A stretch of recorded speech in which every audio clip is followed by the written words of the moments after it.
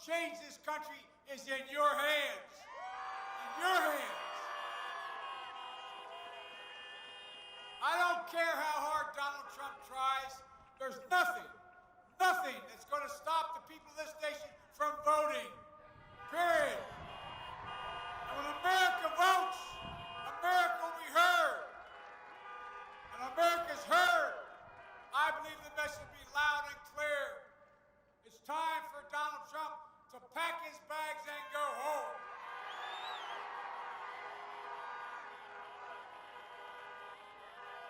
I honest to God believe the vast majority of Americans are done with the chaos, the corruption, the failure, the irresponsibility, the indifference to American lives, the indifference to America's dignity. We've got a lot of work to do. Not division and distraction, but real healing of this country. If you elect me your president, I'm going to heal this country, and we're going to act. We're going to act to get COVID under control, beginning on day one. I'll put in action a plan I've been talking about for months. Masking, social distancing, testing, tracing. A plan for full and fair and free distribution of therapeutics and a vaccine when it comes. Imagine where we could be if a president only wore a mask from the beginning instead of mocked it. I can tell you this, as every expert will tell you, we wouldn't have 9 million COVID cases in this nation. We wouldn't have over 230,000 deaths, nearly 100,000 cases nationwide. Just 2 days ago, we wouldn't be facing another 200,000 predicted deaths in the next few months. That's what the experts are telling us. We don't change. 200,000 more people will die by the end of the year. The president knew in January, as Kamala said, that this virus was deadly. But he hid it from the American people. He knew it was worse than the flu, but he lied to us. He knew it wasn't going to disappear. He kept telling us a miracle was coming. It'd be over by Easter. Last Friday, he had the gall to suggest that America's doctors, who've been in the front lines of this crisis for 9 months, along with the nurses and so many other first responders, he suggested those doctors were falsely inflating the deaths due to COVID because they wanted more money. For God's sake. No, I really mean it. Think about it. Our frontline healthcare workers, they've suffered and sacrificed for 9 months. And this president is questioning their character, their integrity, their commitment to their fellow Americans. It's a disgrace. And last night, Trump went on to say he was going to fire Dr. Fauci. Well, I've got a better idea. Let's fire Trump and I'll hire Fauci.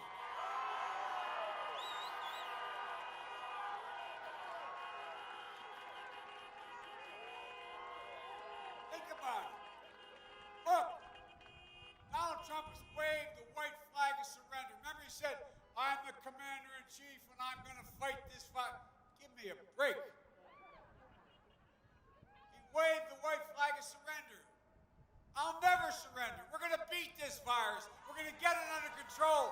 And the first step to beating this virus is beating Donald Trump. Folks,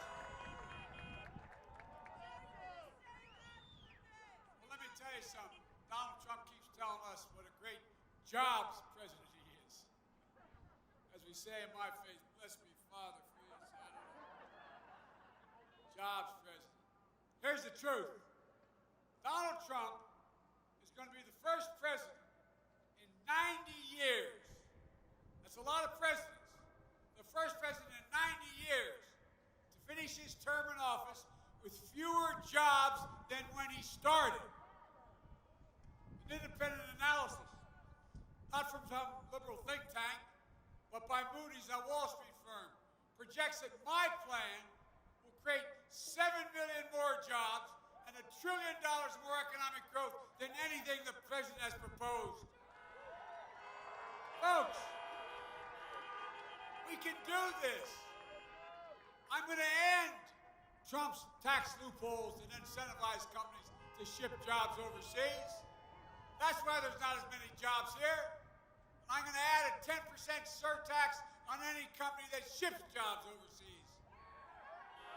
But companies who invest in American manufacturing, bring jobs back, will give them a 10% tax credit. And by the way, the President of the United States awards about over $600 billion of contracts a year because of everything from building aircraft carriers to all that we do, all the government spends. I promise you this, it violates no trade agreement. There will be no government contracts given out on my watch that don't make all of their products here in America. The future will be made right here in America, in Pennsylvania. Folks, Trump sees the world from Park Avenue, from Wall Street. That's all he can see. Well, I see it from Scranton, where I grew up. I see it from Pennsylvania and Delaware. Wall Street didn't build this country. Working people built the country. The middle class built the country. And unions built the middle class.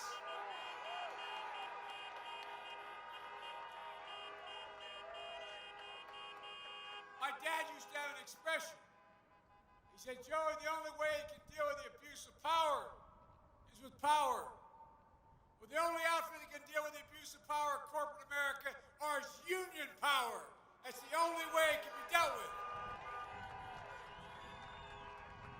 And I warn you all, if I'm elected, you're going to see the most pro-union president in American history sitting in the White House. Look, I believe we should be about rewarding work, not wealth. Under my plan, as Kamala said, if you make less than $400,000, you're not going to pay a penny more in taxes. But finally, the wealthiest among us, the biggest corporations, 91 of which of the Fortune 500 paid zero in income tax, you're going to start paying your fair share. Why?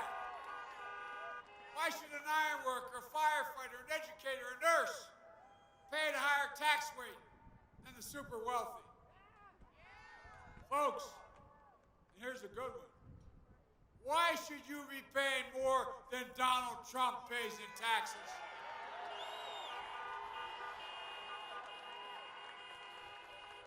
New York Times said he paid $750 in taxes one year. Guess what?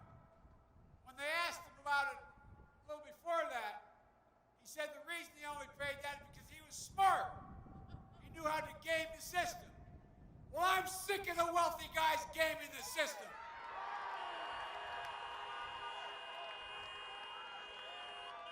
Most are willing to pay their fair share. But let me tell you, by the way, he loves to talk about corruption. Oh, my Lord. He loves to talk about corruption.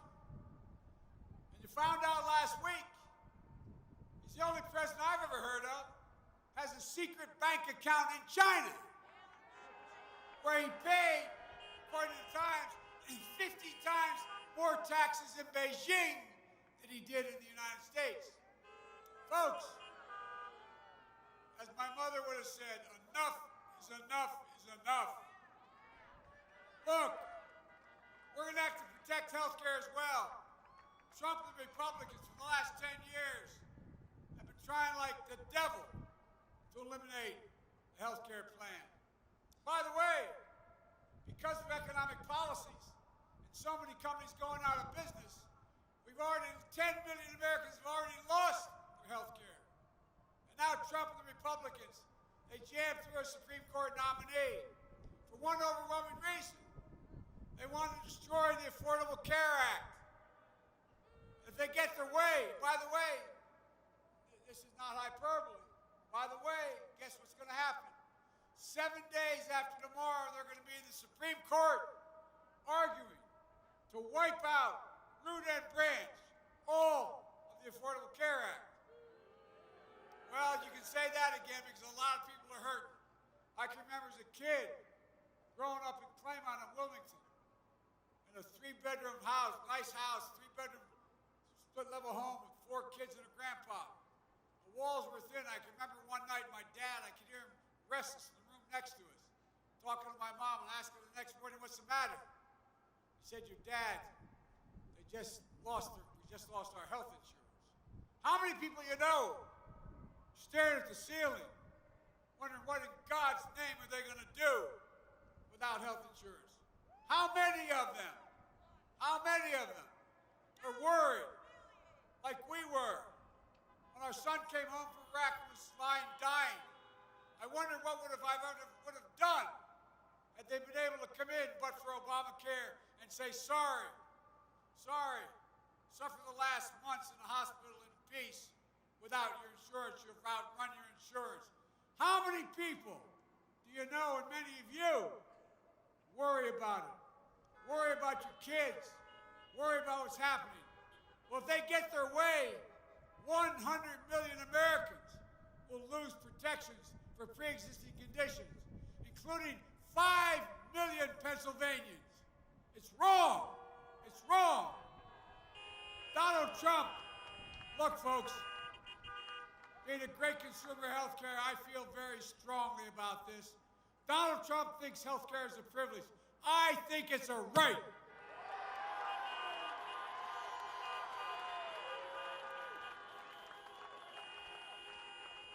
I'll not only restore health care, I'll build on it. You can keep your private insurance if you have it, or you can choose a Medicare-like option. We're going to increase subsidies to lower your premiums and deductibles, out-of-pocket spending, surprise billings. How are you going to do that? Because Trump and his buddies are going to pay more taxes so you don't have to do more. And we're going to reduce, if it didn't sound so strange, I wouldn't even explain. You're going to reduce prescription drug costs by 60%. You know how? By making sure Medicare can negotiate with the insurance companies for the cost of drugs.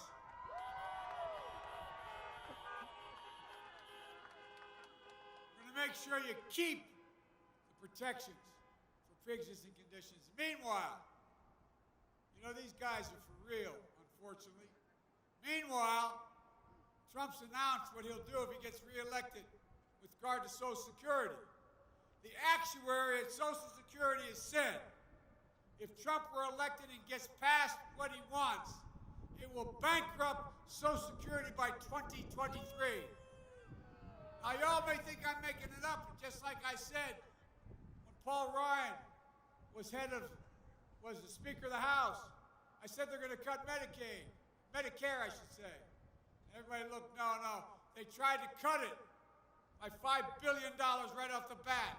Folks, these guys are serious. They've never fully supported these programs. I'll protect Social Security, Medicare, and Medicaid. You have my word on it. Folks, as we used to say in the Senate, if you excuse a point of personal privilege, there's nothing that has made me more angry about this president than the way he's spoken about those of you who have served in uniform. Losers and suckers referred to you. Our son Bo, his 2 children are with me tonight. He gave up his job as Attorney General to volunteer to go to Iraq for a year. He won the Bronze Star, the Conspicuous Service Medal. He came home with brain cancer. And guess what? He wasn't a sucker, he was a patriot. Like all of your sons and daughters. It angers the hell out of me, the way he talks about our veterans. Your parents, your grandparents, all have served. To the best of my knowledge, he's the first president of the United States who had 6 generals and admirals who worked in his administration, who since left, and said he was unfit to be commander-in-chief. Folks, by General Stanley McChrystal, the former commander of Special Operations, oversaw the Bin Laden raid. Admiral Bill McCraven and 22 other four-stars endorsed me because they know I'll have their back.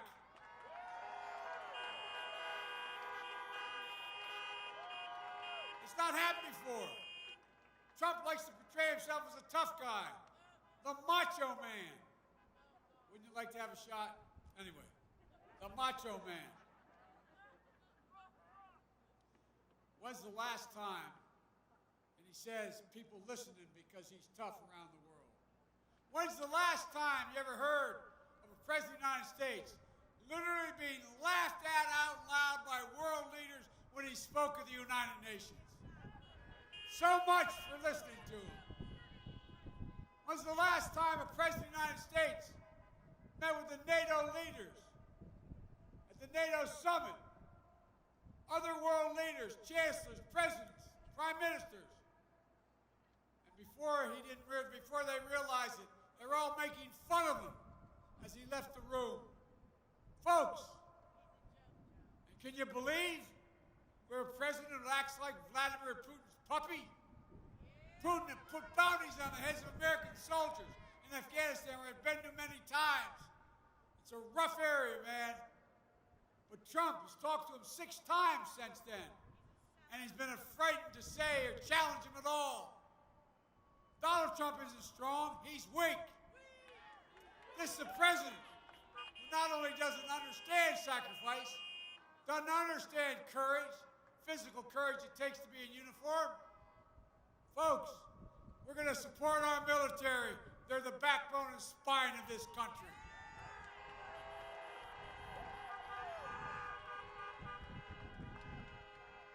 Folks, we have to vote to meet the challenge of the climate crisis. Donald Trump calls it a hoax. I call it about our health and the ability to create millions of good-paying jobs right here in Western Pennsylvania. We can combat climate change with American ingenuity and manufacturing, creating millions of new high-paying union jobs. Let me be clear. I will not ban fracking in Pennsylvania. I'll protect those jobs, period, no matter what Donald Trump says. But I tell you what, I will no longer fund oil companies with subsidies, period. Folks, we have to restore the backbone of this country, but we also have to unify it. Look, we're going to act to deliver racial justice in America. Protesting is not burning and looting. The violence will not be tolerated. But the protesters, a cry for justice. The names of George Floyd, Breonna Taylor, Jacob Blake, Walter Wallace, they're not going to be soon forgotten by me, not by anyone in this country. And they're going to inspire a new wave of justice in America. When I met with Floyd's family, when I went down to Texas, he has a little daughter, 6 years old. And I was in the room and I knelt down to talk to her. She looked at me and said, "Mr. Vice President," she said, "my daddy is going to change America. My daddy is going to change America." Well, guess what? We also know that the American people realize we got to change. We also know that justice isn't just about criminal justice. It's about knowing that true justice is about jobs, building wealth for your families. No one should be working 2 jobs to stay in poverty. We need a minimum of $15 an hour minimum wage.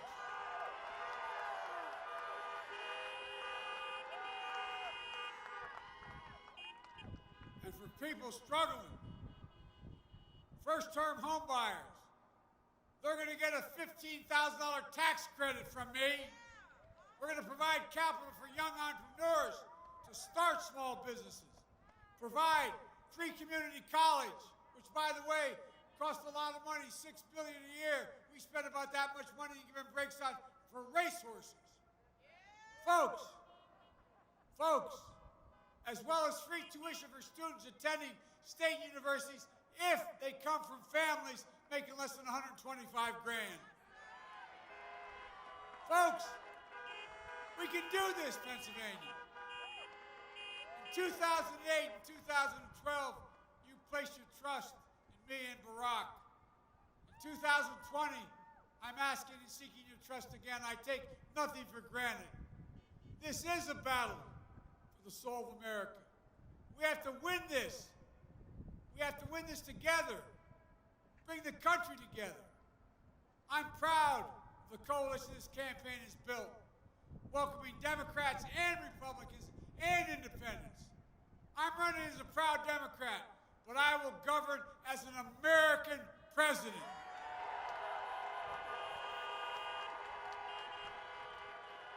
There will be no red states and blue states.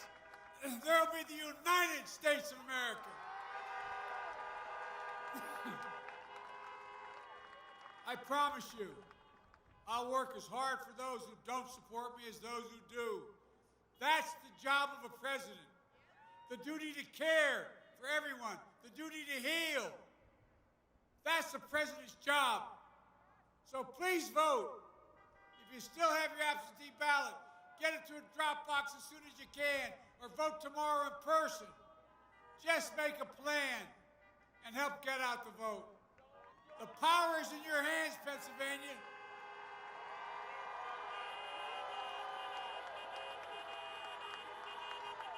And here's the amazing thing. Here's the amazing thing about this moment in our history. The character of the country is on the ballot. On the one hand, we're facing the biggest threats to who we are and what we believe, what we've seen in our lifetimes. But on the other hand, our future has never been more promising. I've said it many times. I'm more optimistic about America's future today than I was when I got invited and got elected as a 29-year-old kid. And here's why. We're better positioned than any nation in the world to lead the 21st century. In fact, our workers are 3 times as productive. We have the biggest economy in the world, the strongest military in the history of the world, the most innovative entrepreneurs. We're virtually energy independent, and we have more great research universities out of which every major new change has come than all the rest of the world combined, literally. No nation in the world can match us. We lead by the power of our example, not just the example of our power. The only thing that can tear America apart is America itself. No one else can challenge us. And that's exactly what Donald Trump has been doing from the beginning of this campaign. Dividing America, tearing us apart, pitting Americans against one another based on our race, our gender, our ethnicity, our religion. It's wrong. That's not who we are. And folks, everybody knows who Donald Trump is. Let's keep showing them who we are.